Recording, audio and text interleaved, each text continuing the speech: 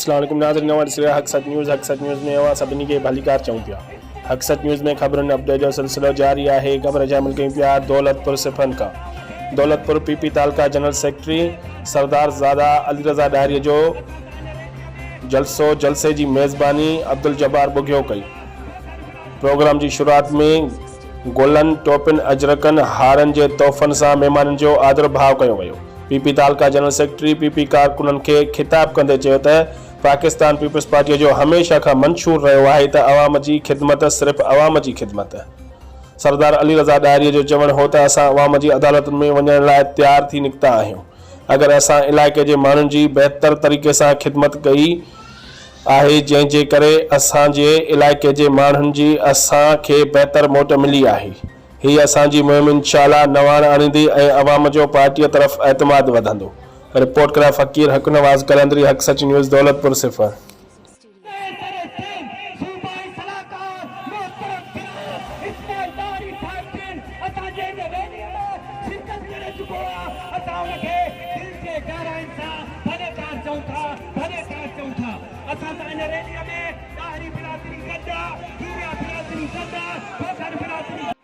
सिकंदर जी 5 minute के brake थी उन खां पोइ वरी काफ़ो रात मिठो असांजो कहा है महबूब निगार पाकिस्तान पीपल्स पार्टी जो अगनान कारकुन पूरे सिंध में इस्लामी जो आवाज़ गूंजे थो।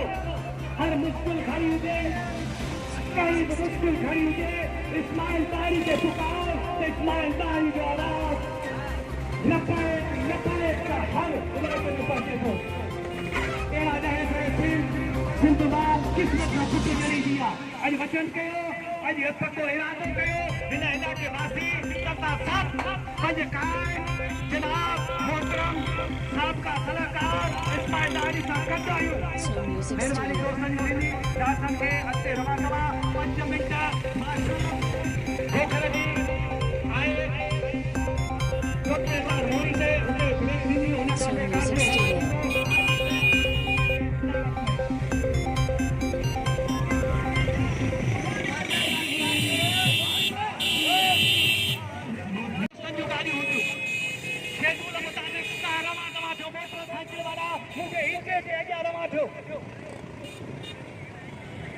न मोटरसाइकिल वाला निकरी अचो, अॻिते निकरी अचो। रैली तमामु वॾी आहे, कारनि जो तइदाद वॾो आहे, इन जे करे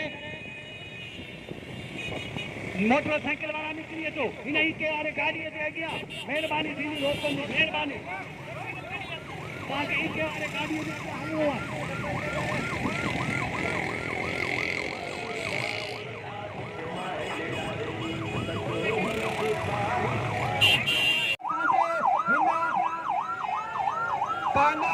ही जेका असांजी रैली आहे उन में पहुची चुको आहे। असां आयल सभिनी दोस्तनि खे धन्यवाद चऊं था मुनज़म तरीक़े सां।